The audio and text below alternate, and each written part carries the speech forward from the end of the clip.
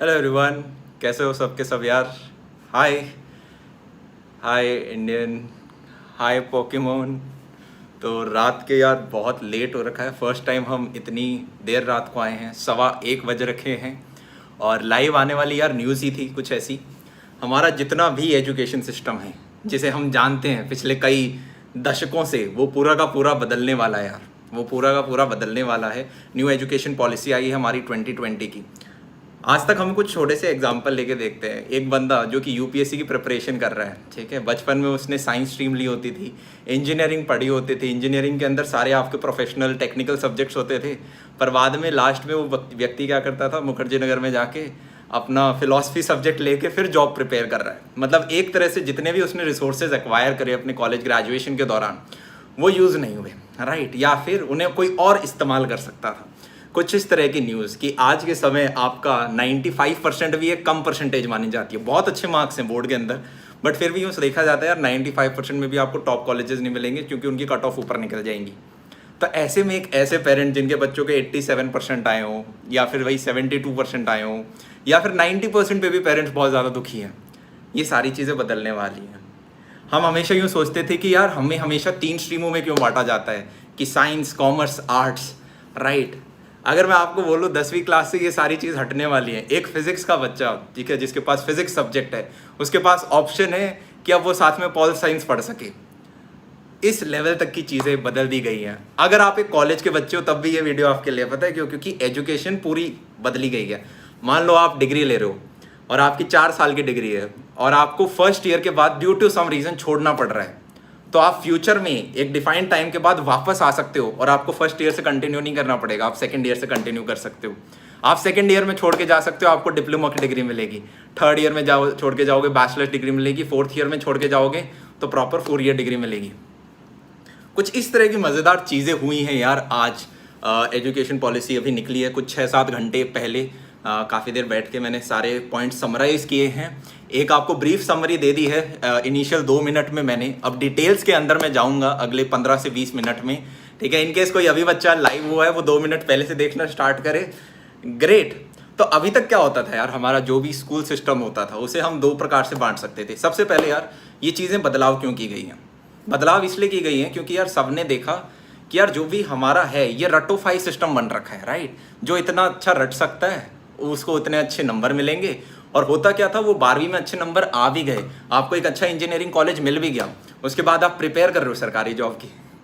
तो सिस्टम में बड़ा अजीब सा एक ये आ रखा था। इस चीज़ को रेक्टिफाई करने के लिए, क्योंकि अब सब मानते हैं यार कि आपका जो टैलेंट होता है ना वो सिर्फ रटने का नहीं होता, आपके पास नॉलेज एट द एंड कितना है वो माना जाता है, राइट। अभी यहाँ से आप में से काफ़ी लोगों से पूछा जाए 18 जा कितना होता है, आप तो शायद बता देंगे, पर वो व्यक्ति जो कि शायद ग्रेजुएट्स हैं एकदम से ना बता पाए, उन्हें कैलकुलेटर खोलना पड़ेगा। तो चीज़ ये करी गई यार कि गवर्नमेंट का एक गोल है कि 2035 तक एटलीस्ट 50% जो व्यक्ति हैं यार हमारे जो हायर एजुकेशन में बच्चे पहुँचे। और आज के टाइम वो नंबर आधा है, ठीक है, 25-26% पे हम कहीं हैं। तो इसके लिए क्या किया जाए? अगर तुमने 9th-10th क्लास में पॉल साइंस पढ़ी है तो तुम्हें पता चला होगा कि यार पहले हमारा क्या होता था, 5 साल से 14 साल के जो बच्चे होते थे उनको राइट टू एजुकेशन होता था, राइट, कि 5 साल से 14 साल का जो बच्चा है। अब क्या है, 3 साल से जब बच्चा प्ले स्कूल में होता है वहाँ से लेके 18 साल तक के बच्चे को फ्री एजुकेशन प्रोवाइड की जाएगी, ठीक है। क्यों? क्योंकि 18 साल तक आप उस बच्चे का हाथ पकड़ के रखोगे तभी वो व्यक्ति हायर एजुकेशन में जाएगा। ग्रेट। तो ये एक बहुत अच्छी न्यूज़ है। आज तक क्या होता था, 10th तक की पढ़ाई एक होती थी और 11th-12th अलग होती थी, 10+2 बोलते थे। पूरा सिस्टम बदल दिया है। अब नया सिस्टम ये है 5+3+3+4। होगा क्या यार, आप बच्चे को पेरेंट्स को पहले गाइडलाइंस दी जाएंगी कि 0 से 3 साल की उम्र तक, मतलब जब वो पैदा हुआ से 3 साल की उम्र तक, तो पेरेंट्स उसे खुद संभालें, बड़ा बड़ा करें, गाइडलाइंस दी जाएंगी किस हिसाब से करना है। फिर जब वो 3 साल से बड़ा होगा, ठीक है, तो उसका प्ले स्कूल, उसका नर्सरी स्कूल, उसका केजी, उसका फर्स्ट, उसका सेकंड, ये जो आपके 5 साल होते हैं, वहाँ पे यार मेन गोल ये होगा कि उस बच्चे को लैंग्वेज सिखा दी जाए, कि वो बेसिक आपका पढ़ना सा समझ जाए, ठीक है, आपके ABCD हो गए, वो रीडिंग करना सीख जाए, नंबर्स को पकड़ना सीख जाए, जो एक बेसिक लिटरेसी होती है। ये आपका 2nd ग्रेड तक गोल रहने वाला है। फिर जैसे ही ये हो गया आपका 5, अब नेक्स्ट 3 क्या है? नेक्स्ट 3 है कि ये बच्चा जब क्लास 3rd में पहुंचता है, 3rd class, 4th class and 5th class, ठीक है, इन्हें एक तरह से बोला गया है कि ये आपके प्रिपरेटरी स्टेजेस हैं। मतलब बेसिक खेल कूद के साथ आपको वो चीज़ें पढ़ाई जाएंगी। जैसे ही व्यक्ति अब 6th क्लास में पहुंचता है, 6th क्लास में काफ़ी सारी नई चीज़ें उसके साथ होंगी। पहली, कोडिंग एक तरह से मैंडेटरी कर देंगे। कोडिंग जो कि आप में से काफ़ी बच्चे कॉलेज जाके सीखते थे, अब उनका ये मानना है कि ये चीज़ सबको आनी चाहिए और इससे दिमाग काफ़ी खुलता है, लॉजिकल थिंकिंग आती है और ये एक ऐसी चीज़ है जो कि फ्यूचर में आने वाली है। तो 6th क्लास से कोडिंग इंट्रोड्यूस होगी, जो कि मेरे हिसाब से काफ़ी मज़ेदार सी चीज़ है। साथ में हम हमेशा यूं सोचते थे यार कि हमें प्रैक्टिकल नॉलेज नहीं है। हमारे माँ बाप हमें चिढ़ा दिया करते थे, बेटा तुम फिजिक्स पढ़ के तो आ गए पर तुम्हें बल्ब बदलना नहीं आता, तुम ट्यूबलाइट नहीं बदल सकते। तो इसके ऊपर सरकार ने क्या करा है कि जैसे ही बच्चा 6th क्लास के अंदर आता है तो उसको छोटे छोटे वोकेशनल आपके छोटे छोटे इंटर्नशिप्स दे दी, छोटे छोटे प्रोजेक्ट्स पे काम कराना स्टार्ट कर दिया। ठीक है, वो जैसे कि भाई कारपेंटर, अब अभी यार सब कुछ डिफाइन नहीं हुआ है, बट मेन गोल उसका ये है जो लिखा गया है कि 6ठी क्लास से बच्चे को छोटे छोटे प्रोजेक्ट्स के साथ इंट्रोड्यूस कराया जाएगा, प्रैक्टिकल नॉलेज के साथ इंट्रोड्यूस कराया जाएगा। तो ये 3rd, 4th, 5th में आपका बेसिक फंडामेंटल्स हो गया, प्रिपरेटरी स्टेजेस। 6th क्लास से एकदम नई दुनिया, ठीक है, कोडिंग सीख रहे हो, नई नई चीज़ें ट्राई कर रहे हो। अब 6th, 7th, 8th में यार एक चीज़ और होगी कि आपको सारे सब्जेक्ट्स के साथ एक इंट्रोड्यूस कराया जाएगा। बेसिकली आपको फील आएगी कि सारे सब्जेक्ट्स कैसे हैं, हिस्ट्री कैसा है, साइंस कैसा है, ठीक है, इंग्लिश कैसा है, हिंदी कैसा है। एक चीज़ और जो मैं बताना भूल गया, 5th क्लास तक के सारे बच्चों को अभी इस चीज़ पे कुछ कंफर्म नहीं है, बट एक डायरेक्शन दी गई है कि स्कूल के पास लिबर्टी है कि वो चाहें तो अपने रीजनल लैंग्वेज में भी बच्चों को पढ़ा सकते हैं। ठीक है, कि जो भी वहाँ पे लैंग्वेज चलती है 5वीं क्लास तक आप बच्चे को उसमें पढ़ाएं, क्योंकि वो उससे ज़्यादा समझ में आएगी। 6 से 8th हमारा नेक्स्ट 3rd हो गया। अब आता है फाइनल। जैसे ही व्यक्ति 9th क्लास के अंदर पहुंचता है, 9th, 10th, 11th, 12th, इनके अंदर क्या होगा यार, जो पहले आपको 11th, 12th में एकदम से झटका लगता था ना, अब उस झटके को 4 साल में डिवाइड कर दिया गया है, 9th, 10th, 11th, 12th। और आपके पास ऑप्शन होगा आप क्या पढ़ना चाहते हो। आप फिजिक्स पढ़ना चाहते हो, फिजिक्स पढ़ो, फिजिक्स के साथ आप पॉल साइंस पढ़ना चाहते हो, पॉल साइंस पढ़ो। साथ में आपको कुछ और भी करना है, आपको डिबेटिंग करनी है, आप डिबेटिंग पढ़ो। तो पहले क्या होते थे, हमारी ये एक तरह से एक वोकेशनल सब्जेक्ट्स होते थे। अगर हम ज़्यादातर बच्चे तो क्या करते हैं यार, 5 सब्जेक्ट लेके रहते हैं। कुछ बच्चे होते हैं जो एक 6 सब्जेक्ट भी लेते थे, और कुछ बच्चे और होते थे जो कि भाई अपना वोकेशनल भी रखते थे। तो अब सरकार ने ये बोला है कि there will be no discrimination, कोई रिजिड सेपरेशन नहीं होगा। चाहे आप आर्ट का सब्जेक्ट उठाओ, चाहे आप साइंस का सब्जेक्ट उठाओ, चाहे आप करिकुलर में से उठाओ, चाहे आप एक्स्ट्रा करिकुलर उठाओ। एक्स्ट्रा करिकुलर में यार आपकी काफ़ी सारी एक लिस्ट होगी, राइट। एक्स्ट्रा करिकुलर एक सब्जेक्ट की तरह माना जाएगा। सोचो डांस, आर्ट्स, म्यूजिक, और इसके अंदर यार सिर्फ रटने वाला नहीं, अभी मैं आगे और आपको साथ में बताऊंगा। ठीक है, तो एक हमें एक अच्छी वाइब यहाँ पे आ रही है। अब बोर्ड एग्जाम की इंपॉर्टेंस कम करने के लिए सरकार ने एजुकेशन पॉलिसी 2020 में ये कहा है कि जैसे यार आपका जेईई मेंस का एग्जाम 2 बार हुआ था, सरकार का मानना है कि यार मान लो उस दिन बोर्ड एग्जाम वाले दिन तुम्हारी तबीयत अच्छी नहीं है, या फिर तुम्हारी मम्मी जो दुआ कर रही थी, ठीक है, किसी और की मम्मी ने ज़्यादा दुआ कर ली और उसके नंबर ज़्यादा आ गए, तो 2 बार होगा ये। ठीक है, साथ में जो रटने वाला पोर्शन है उसको कम कर दिया जाएगा, साथ में आपका सिलेबस जो है वो कम कर दिया जाएगा, और मेन फोकस इस चीज़ पे दिया जाएगा कि रटने वाले बच्चे के नंबर नहीं, जिस बच्चे पे नॉलेज ज़्यादा है उसको नंबर मिले। और ये चीज़ कैसे इंप्लीमेंट होगी, पहले क्या होता था यार, आपका पूरा बोर्ड एग्जाम, अगर हम प्रैक्टिकल्स को भी इंक्लूड कर लें, क्योंकि वो भी लास्ट में फेब के मंथ में ही होते थे, तो आपका फेब और मार्च में जो पेपर के एग्जाम हो रहे हैं वो डिसाइड करेगा कि आपने 12वीं में कितना अच्छा परफॉर्म किया। इन्होंने कहा नहीं, ये सिस्टम हटाओ, अब थ्रू आउट द ईयर कुछ आपके टेस्ट होंगे, और वो रटने वाले टेस्ट नहीं होंगे, उसको कम से कम रखा जाएगा, आपके एप्लीकेशन बेस्ड होंगे। कितनी मस्त चीज़ है ना यार ये। मतलब सोचा था हमारे यहाँ कभी कुछ ऐसी चीज़ें हो रही होंगी। आप चाहे अभी 12th में हो गए, शायद आप सोच रहे होगे यार हमारा तो आ गया, ये तो नेक्स्ट बैच के लिए होगा, पर आप कॉलेज वाले, आप अभी कॉलेज में तो जाओगे अगले साल, आपके लिए काफ़ी सारी नई चीज़ें जो मैं भी बताने वाला हूँ, राइट। साथ में यार ये चीज़ें बताई गई हैं कि काफ़ी सारी जैसे नई चीज़ें कि आपकी वर्चुअल लैब्स वगैरह हैं, ये सब इंट्रोड्यूस होंगी, साथ में हायर एजुकेशन में भी। तो यहाँ तक का हमने डिस्कस कर लिया है, ठीक है, ग्रेट। अब दूसरी चीज़ पे आते हैं यार, कॉलेज की दुनिया में आपने बोर्ड एग्ज़ाम अपना दे दिया, ठीक है, मन के सब्जेक्ट रख लिए, सब कुछ अच्छा रख लिया, रटना भी ज़्यादा नहीं पड़ा, थ्रू आउट द ईयर आपके कुछ मज़ेदार पेपर टेस्ट वगैरह हुए। अब जैसे ही आप कॉलेज में आते हो तो यार एक चीज़ पहले विटनेस की जाती थी कि काफ़ी बच्चे अपने कॉलेज की पढ़ाई कंटिन्यू नहीं कर पाते थे, क्योंकि फर्स्ट सेकंड ईयर में उनको फाइनेंशियल प्रॉब्लम होने लग जाते थे, तो वो एक छोटी मोटी जॉब पकड़ लेते थे और उन्हें कॉलेज ड्रॉप करना पड़ता था। अब आपके पास ऑप्शन है कि जो भी आपका मेन स्ट्रीम है उसके साथ एक एक्स्ट्रा चीज़ रख सकते हैं। मान लो कि यार आप कर रहे हो मैथ्स ऑनर्स कर रहे हो, और मैथ्स ऑनर्स के साथ आपको ऑप्शन दे दिया जाएगा कि आप अपना एक माइनर रख लो, कुछ भी फैशन डिज़ाइनिंग रख लो, कुछ भी रख लो, मतलब इतनी लिबर्टी। और मान लो फर्स्ट ईयर के बाद आपको ड्यू टू सम रीजन छोड़ना भी पड़ रहा है कॉलेज, तो आपका क्रेडिट ट्रांसफर पॉलिसी होगी। क्रेडिट क्या होता है, जिन स्कूल वाले बच्चों को नहीं पता, जब भी आप एक डिग्री कंप्लीट करते हैं ना, तो यार वो डिग्री कंप्लीट करने के लिए आपको मिनिमम नंबर ऑफ क्रेडिट चाहिए होते हैं। हर सेमेस्टर के कुछ क्रेडिट्स होते हैं, समझ रहे हो, हर सब्जेक्ट के कुछ क्रेडिट्स होते हैं, तो उतने हो जाते हैं अगर आपके टोटल, तो आपको डिग्री मिलती है। अब इनका मानना ये है कि मान लो किसी ने फर्स्ट ईयर में लिया, वो 2 साल का ड्रॉप मारना चाहता है, तो कल को जब वो वापस आएगा तो वो फर्स्ट ईयर में एडमिशन नहीं लेगा, वो सेकंड ईयर से एडमिशन लेगा। तो फर्स्ट ईयर में जब वो निकल के जाएगा, उसे एक सर्टिफिकेट दिया जाएगा कि इस बंदे के पास इतने क्रेडिट्स हैं। वो क्रेडिट्स कहाँ होंगे, वो सब आपके एक डिजिटल लॉकर वगैरह होंगे, वहाँ पे सब स्टोर्ड रहेगा, सेफ इन्फॉर्मेशन, राइट।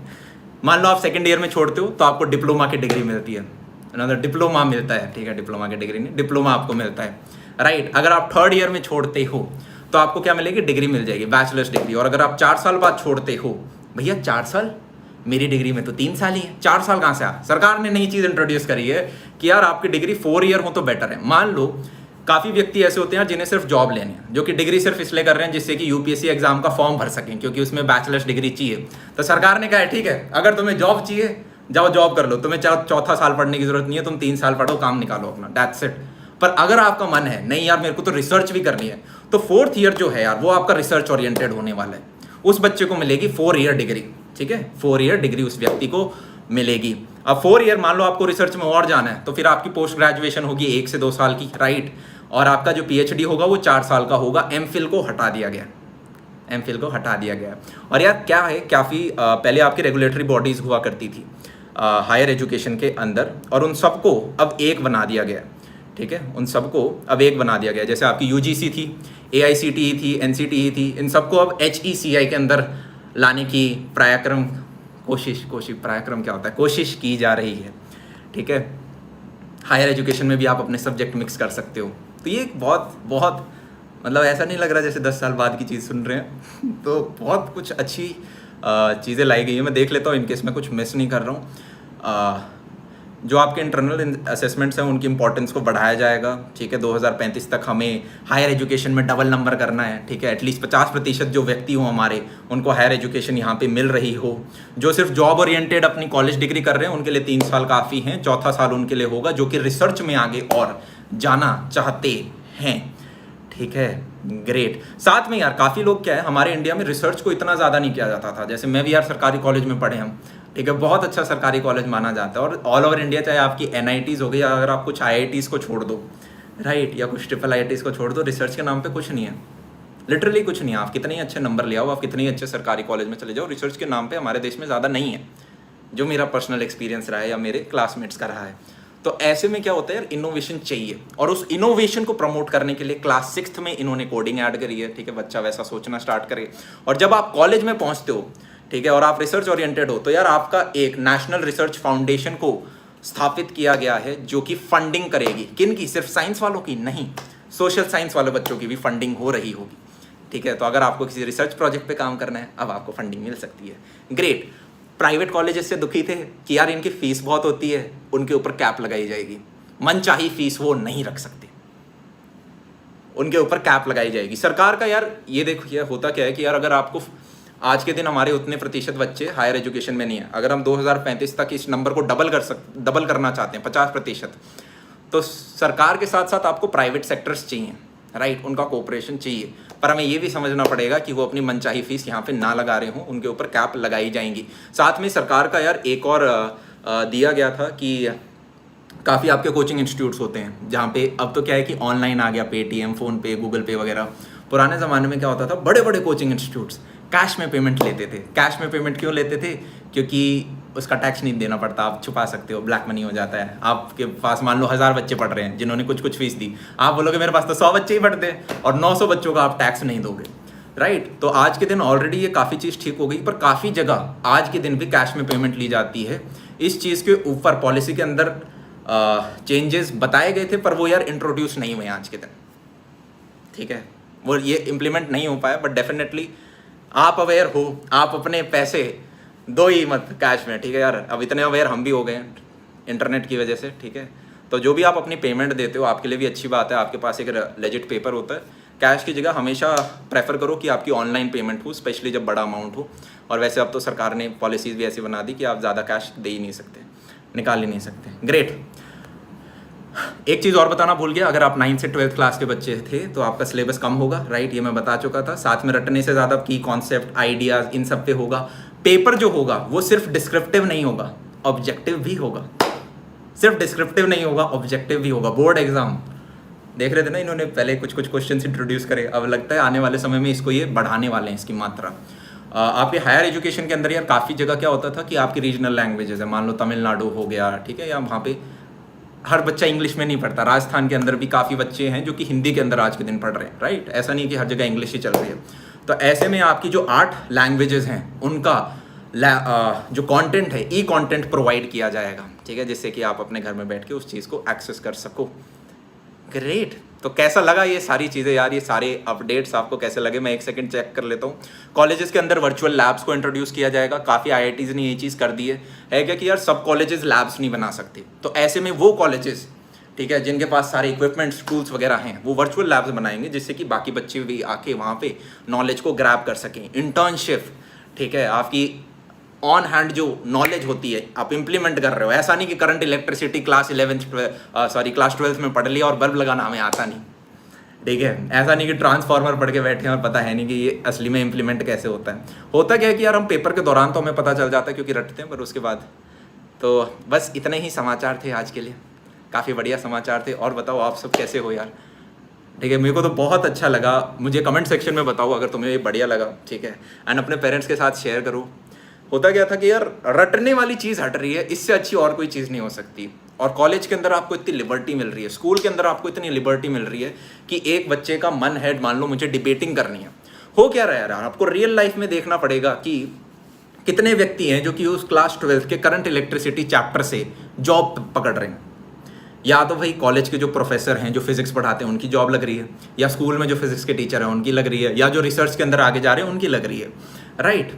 या कोई कल को इलेक्ट्रिकल इंजीनियर बन रहा है, वो बाकी सारे बच्चे क्यों पढ़ रहे हैं फिजिक्स, राइट। अगर किसी का मन नहीं है तो वो कुछ और पढ़े, क्योंकि आज के दिन भी तो वो बच्चा फिजिक्स पढ़ के कल को यूपीएससी एग्जाम या एसएससी का एग्जाम दे रहा है जहाँ पे वो सब्जेक्ट की रिक्वायरमेंट ही नहीं है, राइट।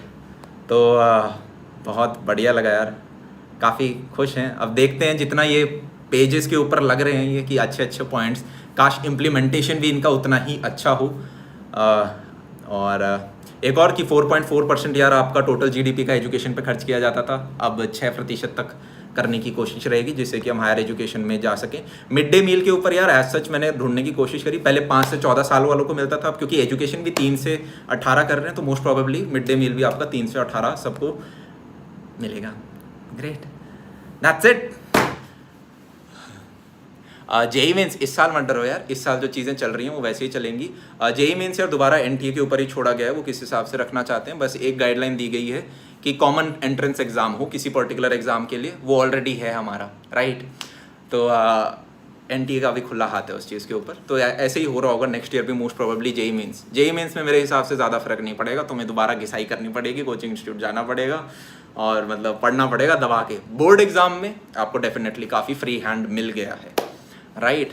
बाकी देखते हैं यार, हो सकता है कि जेई के भी अंदर कुछ ऐसी चीज़ें आ जाएं, मतलब आ जाए तो स्वाद नहीं आ जाए कि भाई सिर्फ पीसीएम नहीं है, कुछ और भी है, मतलब कंप्यूटर से रिलेटेड भी। अच्छा तुम्हें कंप्यूटर इंजीनियर बनना है, चलो ये बेसिक क्वेश्चंस कुछ डालते हैं, मतलब पता नहीं, अभी तक ऐसा कुछ चेंजेस नहीं आए हैं, ठीक है। कुछ आएगा तो डेफिनेटली आपको बताएंगे। कैंपस प्लेसमेंट्स पे मैं बस अभी एक छोटा सा डिस्क्लोजर दूंगा। अच्छा हुआ ये चीज़ मेरे पास है, अभी हमने काम क्या किया वो मैं आपको बता देता हूँ। और ये सारे के सारे वीडियोस बहुत जल्दी आ रहे होंगे। एक्चुअली मैं 6 दिन से कुछ वीडियो नहीं बना पाया था क्योंकि पेन आ गया था यार मेरे एक, ठीक है। तो मैं आपको दिखा देता हूँ हमने क्या काम किया, जितने भी कॉलेज रिव्यूज़ हैं बहुत। और एक सेकंड का बस मेरे को समय दें, यहाँ पे बने रहें, कोशिश करेंगे आपको पकाएं ना। जैसे कि फॉर एग्ज़ाम्पल ये IIT दिल्ली है, राइट। तो ये आपके सारे हमने यार ऑलरेडी सब बना चुके हैं, PPTs वगैरह काफ़ी अच्छी। बस इन पे अब जल्दी जल्दी आपके पास वीडियोस आने वाले हैं। यहाँ पे क्या होगा, ये सारी PPTs हम उन व्यक्तियों से बना रहे हैं जो उस पर्टिकुलर कॉलेजेस के हों। जिस केस में अगर हम PPTs बनाते हैं तो हम इंश्योर कर रहे हैं कि उस कॉलेज का एक व्यक्ति ज़रूर हो जो कि आपको उस कॉलेज के बारे में और अच्छे इंसाइट्स दे सकता हो। साथ में आपके नोट्स रेडी हो गए हैं, ठीक है। एक नोट्स का एक आपको छोटा सा मैं इंसाइट देता हूँ, बहुत जल्दी ये आ रहे होंगे। एक सेकेंड, कहाँ रख दिए मैंने, कहाँ रख दिए, चलो अभी मेरे को दिख नहीं रहे, मेरे को जैसे ही दिखते हैं मैं वो आपको दिखाता हूँ। मेरे को भी मिल नहीं रहे। हाय भैया न्यूज़ सुन यार, ये जो अभी आपका डिले आया है, राइट, ऐसा हो सकता है, देखो यार वर्स्ट सिचुएशन तो ये है कि इस साल आपका जेईई मेंस मान लो हुआ ही नहीं, अभी तो सितंबर की डेट दी हुई है, हो सकता है सितंबर में हो जाए। इनकेस पोस्टपोन होता है तो भगवान से कृपा करना कि दिसंबर जनवरी तक हो जाए, राइट। वर्स्ट केस ये होगा कि आप अगले बैच के साथ एक साथ दे रहे हो, क्योंकि उस केस में फिर डबल कॉम्पिटिशन होगा और सीटें उतनी होंगी, राइट। तो बेस्ट तो ये होगा कि आप सेमेस्टर सितंबर में, तो यार कोरोना है या जो भी रहता है, बट एक सेमेस्टर का गैप आ जाए। यूजुअली क्या होता है, सीनियर और जूनियर के बीच में 1 साल का गैप होता है। इस साल शायद ये हो सकता है 1 सेमेस्टर का गैप हो, कि एक बैच आपका स्टार्ट हो रहा है जनवरी फेब मंथ से और दूसरा बैच अगले साल वाला स्टार्ट हो रहा है आपका अगस्त सितंबर से। तो 1 सेमेस्टर का गैप है सीनियर और जूनियर में, बजाय कि आपका 1 साल का गैप हो, राइट। तो ये चीज़ें कुछ हो सकती हैं, ठीक है। जैसे कि मैं आपको एक छोटा सा एग्जांपल देता हूँ।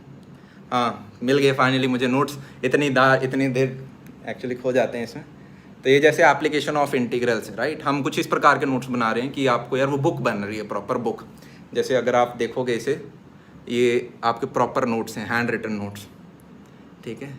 ये एक तरह से हम बुकलेट बना रहे हैं प्रॉपर, ठीक है। तो वो बच्चा जो कॉम्पिटिटिव एग्जाम्स के लिए प्रिपेयर कर रहे हैं, ये इस बुक को देने के बाद मैं ये गारंटी कर सकता हूँ, तुम कुछ पढ़ो ना पढ़ो, राइट, बट तुम्हारे मतलब 95% गारंटीड कहीं नहीं हिलेंगे, ठीक है। तो इनके अंदर जैसे अगर आपको यहाँ पे शायद दिख नहीं रहा होगा, हम सारे PYQs वगैरह वो सब इंट्रोड्यूस कर रहे हैं, सारे डायग्राम्स मस्त मस्त बना रखे हैं। और केमिस्ट्री वाले नोट्स से तो प्यार हो जाएगा तुम्हें।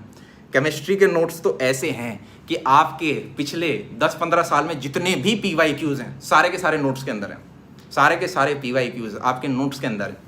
आपको PYQ वाली किताब करने की ज़रूरत नहीं है चैप्टर वाइज, इतनी मेहनत उसमें डाली गई है। तो बस हम अब एक अच्छा सा एक शुभ मुहूर्त ढूंढ रहे हैं जिसमें ये आपके सारे चैप्टर हैं, आप देख सकते हैं, ठीक है। ये कैलकुलस के आपके सारे चैप्टर हैं, सिमिलरली बाकी फोल्डर भी हमने बना रखे हैं और वो सारे के सारे आ रहे हैं। मुझे अपना प्रॉमिस याद है यार कि कुछ ऐसा तुम्हें प्रोवाइड करना है जिसे आप बीट नहीं कर सकते, कोई भी पेड प्लेटफॉर्म बीट नहीं कर सकता। एंड डेफिनेटली उस पर काम कर रहा है, अच्छी चीज़ है, समय लगता है पर आएगी ज़रूर, ठीक है। ग्रेट। तो केमिस्ट्री वाले इसमें नहीं है, नहीं तो मैं वो भी आपको डेफिनेटली दिखाता। वो अभी हाथ से लिखे हुए हैं, बहुत प्यारी हैंडराइटिंग है, सारी चीज़ कवर्ड हैं, आपको NCERT नहीं पढ़नी पड़ेगी, PYQs सारे, मतलब अगर आप एक पर्टिकुलर चीज़ पढ़ रहे हो केमिकल काइनेटिक्स के अंदर कोई फंडा है तो आगे लिखा हुआ होगा वो किस साल में आया है और कितने नंबर का आया है, राइट। और आपके डिफाइंड नंबर ऑफ पन्ने होंगे, उसके बाद आपको कुछ नहीं करना, ठीक है।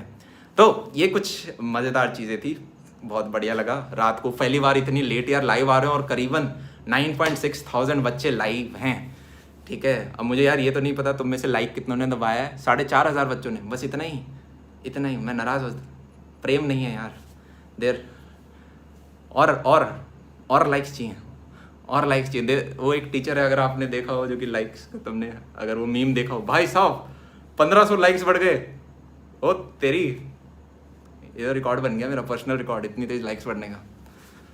ग्रेट यार, आई एम वेरी हैप्पी कि सरकार ने कुछ अच्छा लेके आए हैं। एंड आप चाहे अभी 12th में हो, आपको कॉलेज में वो अच्छी चीज़ मिल रही होगी, राइट, आपके पास ऑप्शन है यार। मैं तो मतलब सही में काफ़ी चीज़ें देख के खुश भी होता हूँ क्योंकि तुम सारे स्टूडेंट्स हो, और यूँ भी लगता है काश हमारे समय में आ गई होती राइट। तो एक वो चीज़ जो थी ना यार, हर बच्चे में अपना टैलेंट होता है, और तुम आज के दिन देखोगे कि कोई भी कॉर्पोरेट है वो एट द एंड सेल्स कर रहे हैं, राइट। तो आपने जो भी टेक्निकल कुछ भी नॉलेज पढ़ा हो, आखिर में आपको सेल्स करना आना चाहिए। ज़्यादातर अपने सराउंडिंग में देखो यार, किसी ने रेस्टोरेंट खोल रखा है और वो इंजीनियर है। मैंने रिसेंटली एक वीडियो देखा जहाँ पे एक PhD कर रखी थी उस महिला ने, और वो सब्जी बेच रही थी, मैंगोज, क्योंकि उसे अपना काम कुछ करना था। मैं पूरी स्टोरी पढ़ नहीं पाया, राइट। तो अब वो सारी चीज़ें कॉलेज स्कूल के अंदर, पढ़ाई के अंदर होंगी। ग्रेट यार, ग्रेट। तो इसी के साथ समाप्त करते हैं, बाय बाय, टेक केयर। जितने भी हमारे कोर्सेज होंगे यार वो सेकंड चैनल पे अपलोड होंगे अपनी कक्षा के ऊपर। अभी हम शुरू भी नहीं हुए हैं और ऑलरेडी यहाँ पे सब आ चुके हैं। ग्रेट। सो बाय बाय, टेक केयर। ज़्यादा समय नहीं लूँगा, बने रहने के लिए ढंग के। इम्प्लीमेंटेशन कब से होगा यार? डेफिनेटली नेक्स्ट बैच से होगा। एजुकेशन पॉलिसी 2020 दी गई है, बोर्ड के ऊपर यार स्पेसिफिकली काफ़ी ध्यान दिया गया है इसके ऊपर। उन पेरेंट्स का ध्यान रखा गया है जिन बच्चों के 90% आ जाते थे। 90% एक बहुत अच्छा मार्क्स है, उसके बाद भी माँ बाप दुखी होते थे कि अब इसका एडमिशन कहाँ कराएं। वो मतलब कितनी ख़राब चीज़ है यार, मतलब बच्चा 94% ला रहे हो और पेरेंट्स दुखी हैं। ये लिटरल एग्जांपल्स हैं। मेरे पास ईमेल्स आते थे, मेरे बच्चे के 94 पॉइंट समथिंग परसेंटेज आए हैं, अब हम क्या करें, इसका तो कहीं एडमिशन नहीं होगा। और मतलब उससे पूरा क्या हो सकता है। और सिमिलरली आप जब जॉब अपॉर्चुनिटीज़ की बात करते हो तो भाई आपका IITs, IIITs, NITs, NSIT, DTU इन सब में हो गया तो ठीक है। सिमिलरली मेडिकल के जो आपके टॉप कॉलेजेस हैं, अदरवाइज आपको मास रिक्रूटर उठा के लेके जाएंगे जो कि आपको 3-3.5 लाख रुपए देंगे 4 साल की डिग्री के बाद। और उस डिग्री को प्राप्त करने के लिए आप 20 से 25 लाख रुपए उस कॉलेज को दोगे। मतलब रिटर्न ऑफ इन्वेस्टमेंट कितना खराब है। बच्चा 11-12 बर्बाद कर दिए तुम्हारे पीछे, 4 साल माँ बाप ने पूरे पैसे लगा दिए, उसने भी अपना खर्चा लगा दिया, और उसके बाद आप उसे 3-3.5 लाख देते हो। और ये तो मिल गए उनको। काफ़ी बच्चे तो ऐसे जिन्हें मिलता ही नहीं है, फिर वो क्या करते हैं, फिर वो सरकारी जॉब की प्रिपरेशन कर रहे हैं या फिर वो अपने पेरेंट्स का बिजनेस संभाल रहे हैं। ऐसे में आपने इतना सारा रिसोर्स, सरकार ने एक बच्चे को जब से वो पैदा हुआ उसके ऊपर लगाया, कुछ कुछ सब्सिडी दी एजुकेशन हर जगह के अंदर, और एट द एंड अगर वो उसका अपने करियर में लगा ही नहीं पा रहा तो क्या फ़ायदा, राइट। तो I hope, I feel, I believe कि अगर ये सही से इम्प्लीमेंट हुआ तो वो चीज़ कम हो रही होगी, राइट। ग्रेट यार, ग्रेट। नोट्स कब आएंगे भैया? नोट्स यार मैं बना चुका हूँ। आपका केमिकल काइनेटिक्स, सरफेस केमिस्ट्री सब ये बन चुके हैं आपके। ऑर्गेनिक केमिस्ट्री बन चुका है आपका, बायोमोलिक्यूल्स वगैरह बन चुका है आपके। शुरुआत के सॉलिड स्टेट, ये 2-3 जो चैप्टर हैं ये बचे हुए हैं। ये बनते ही फिर मैं निकाल दूंगा, अपलोड होंगे यहीं पे अपनी कक्षा के ऊपर। सेम मैथ्स के भी यही होंगे, राइट। सेम फिजिक्स के अंदर भी होगा। आपके जो एनिमेटेड वीडियोस हैं या जो आपकी लाइव क्लासेस हैं फॉर कॉम्पिटिटिव एग्जाम्स, ये सब भी आ रही होंगी जल्दी। पूरी जान यार यहाँ पे हमने लगा रखी है, डेफिनेटली आएंगे। थोड़ा समय लग सकता है, डिले हो सकता है, पर आएंगे ज़रूर।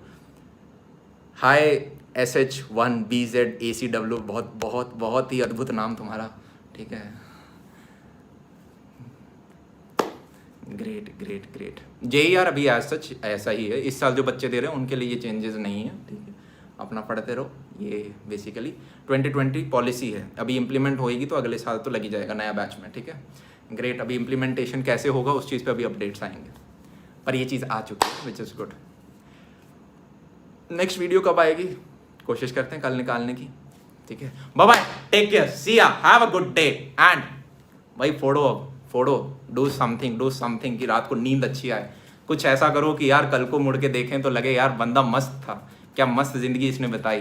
कोई गिल्ट ना हो यार, किसी चीज़ का गिल्ट ना हो। और सबसे बड़ी जो कुछ ख़राब चीज़ें यार, आजकल एल्कोहल का एडिक्शन से उतना नहीं है, स्मोकिंग के एडिक्शन से भी उतना नहीं है। एडिक्शन किस चीज़ का है? डिजिटल, उस चीज़ से दूर रहें, ठीक है। आपको पता हो कहाँ पे हो आप, ठीक है। फेसबुक है, ठीक है। टिकटॉक तो अच्छा हो अब नहीं रहा बच्चों के लिए। भैया जो नेक्स्ट ईयर इंजीनियरिंग ले रहे होंगे उनमें पॉलिसी आएगी, लेट्स सी यार, लेट्स सी। अभी कुछ फाइनल निकला नहीं है तो मैं आपको ऐसा कुछ कमिट नहीं कर सकता हूँ, बट शायद आ जाना चाहिए। इम्प्लीमेंटेशन में हमेशा समय लगता है, अब कितना समय लगेगा मैं कहा। अच्छा, वेबसाइट आपको लिंक चाहिए, पढ़ना चाहते हो तो ये जैसे ही खत्म होगा मैं लिंक नीचे ऐड कर दूँगा। चलो bye bye bye bye bye bye bye, good night, good night. I am ending this live stream.